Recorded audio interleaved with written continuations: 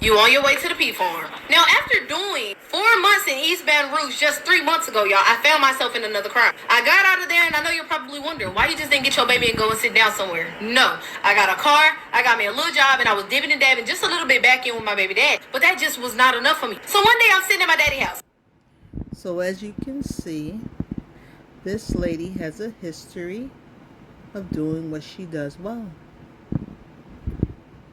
Mind you, that's where I was living, and I was like, bro, I need some money.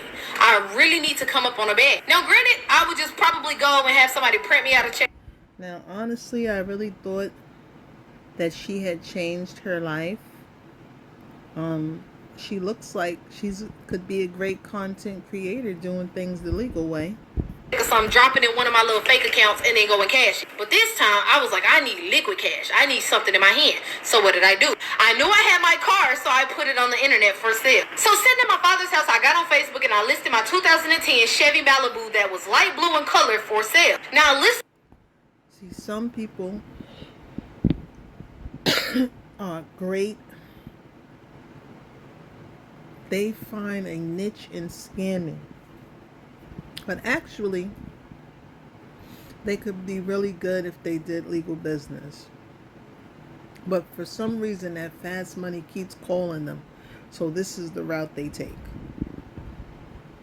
It for $5,000 because that's what I needed. I wanted $5,000, so that's what we're gonna list it for. Now, knowing that I'm from the city that I'm from, of course, people was reaching out. Income tax time, I believe, and they were saying like, "Yo, I'm interested. I'm this and I'm that." Now, this heavyset lady hit me up and was like, "Hey, Everybody who sells, even the scammers, know that income tax time is the time to go hard. So I guess she knew it too. See that you have your Chevy Malibu listed, and I was just trying to figure out if you would take $4,500 instead of $5,000 because that's all I had. Now, mind y'all, I'm in Texas. She's in Louisiana. So if I got somebody who's willing to give me this money, I'm going to get on the road and I'm going to go down there and get it myself. You know what I'm saying? Expeditiously. So, of course, I hit her back and I was like, hey, yeah, I'll take 45. No problem. No biggie. And Now, me, I wouldn't have known how to pull this scam off, so I was watching this with suspense. The suspense was growing because I wanted to see how she planned on pulling this off. And run down everything about the car, making it appear to be like I'm going to actually give the bitch to her. Because why? No good crime goes successfully without implementing the necessary details. Nonetheless. And again, she does this so well. She pays attention to detail and everything. This could really be done with something that's legal, and she could probably be just as successful. She read all the information and she was like, okay, I want it, but can you bring me the car? Now, y'all, I already had it on my mind that I was going to go and get the money. I wasn't going to allow somebody to come to me because now you know where I live, and that's unsafe when you playing a dangerous game. So I told her, I was like, when do you want to get it? She's like, well, I would really like to get it today, but I know for a fact that you can't get on the road. Who can't get on the road? Hey, baby daddy, get your child. I gotta go handle some business. So of course, I gassed up the car and I got on the road, hit 20, and I made my way to Shreveport. Now when I got to Shreveport, I pulled up to these apartments that she gave me the address to, and I was just looking. Where the fuck am I at? Mind you, I don't fuck around in Shreveport. There's a lot of shit that goes on down there, but I just feel like I could really just fit in for the moment, but that's besides. She was going to thug it out, basically, because somebody else said something, she's a thug. Somebody else call themselves a thug too? They be doing the same kind of stuff? I think so. Let's get back to the story. So while I'm sitting in the apartments, I inboxed her and was like, hey, I think I'm here, but I'm just not sure where to go. Of course, she gave me the building number and told me where to go.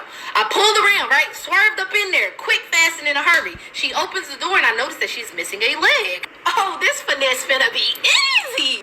Now you gotta be some heartless person to actually take somebody who's already money from somebody who's already handicapped, somebody who's already probably dependent and probably gets a check every month, and you're gonna take their money. You gotta be heartless to do that. When I noticed she only had one leg, I'm like, yo, this finesse about to be easy. But I gotta remain calm and play my part. So I got out of the car, I grabbed the title, and I walked over to her. When I walked over to her, she was like, hey, Sharell. I was like, yes, ma'am. She was like, oh my God, it's so nice to meet you. Thank you so much for driving down here. You didn't have to do it. Right, Shit, yes, the fuck. We're gonna go ahead and skip past this. move on to something else.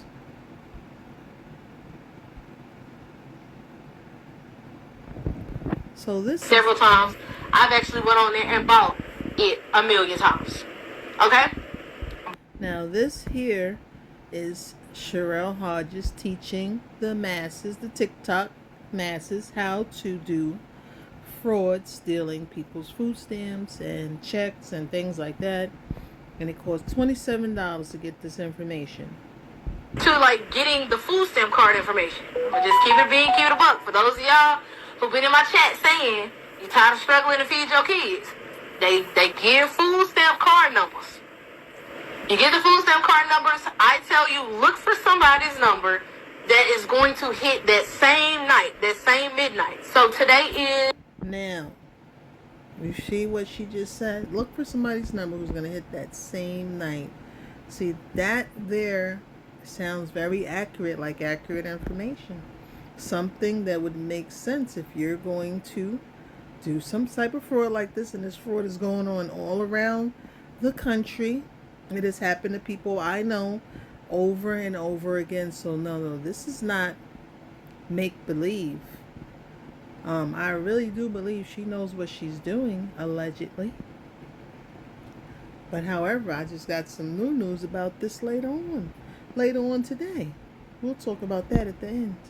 It's the 5th. You're going to look for somebody whose shit going to hit midnight on the 6th. You're going to prep for that. You're going to fill up your cart. You'll be able to see the balance that they get. It's going to give you the pen. So obviously, I'm speculating. You're on Amazon. You're on on shopping online in one of those supermarkets or Instacart or something, and you have your thing loaded up with the amount of money, I guess, that this person gets every month or every 2 weeks or whatever. And as soon as midnight hits and that money drops on their card, you purchase your groceries. It sounds like she's teaching something real to me. All of that, like everything you need is basically on this website as long as you load it through Bitcoin. And I will put that in the chat. You don't have to. Now, when I heard loaded through Bitcoin or Bitcoin, I don't know what she sounds like. She's saying Bitcoin. Now, that part there was a little bit, I didn't really understand how you're going to load through Bitcoin, but maybe someone else knows. And if you do, drop it in the chat. Drop it in the comments. Let me know. Worry about it. You get it, you fill up your cart at 12:01. All you need to be doing is pressing submit. Now, that sounds like a foolproof plan. One thing, she can sell things. She's a very good saleswoman. Like I said, if she used these things and parlayed them into a legitimate legal business, she could do well. She'd do very well. But let's fast forward past here to part 2 of... So how the fuck am I gonna do it?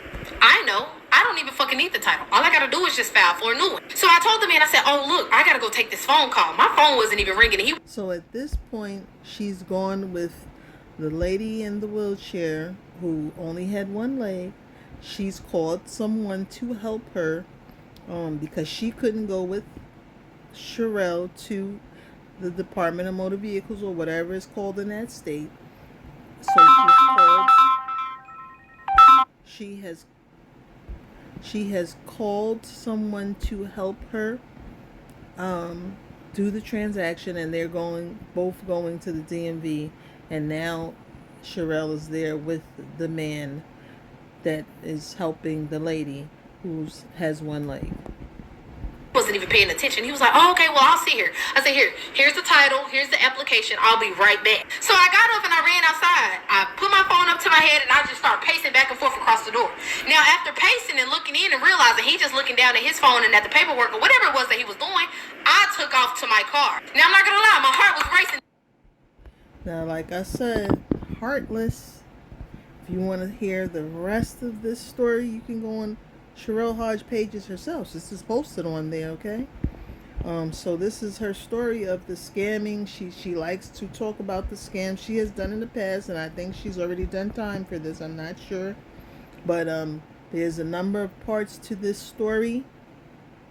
However, the reason why I'm talking about this is because scammers have gone buck wild on these internet streets, and I don't know what we're going to do about it. All I have to say is don't be gullible, be smart. Okay, like I said, this woman has a lot of potential. She could do a lot of things instead of that. And again, I thought that she was past it, but I see that there was the new scam with the I'm sorry, not with Medicaid, with the food stamp fraud thing that she did. And she's proud of it and telling the people they were gullible and stupid for thinking that she was going to teach them how to do that or give them that, um, that leg up in learning how to defraud the government, because that's what that's called. Now the the TikTok is talking about, are the feds investigating her? Well, she's got up there and said she doesn't know if the feds are investigating her, and she won't know until they say something to her. They could be, but she doesn't know. And at this point, she really doesn't care. She's doing her TikTok dances, shaking her behind, and letting everybody know she's going to keep on doing what she does and living her life to the fullest. And that's all I got. Thanks for watching. Thanks for listening. Until next time.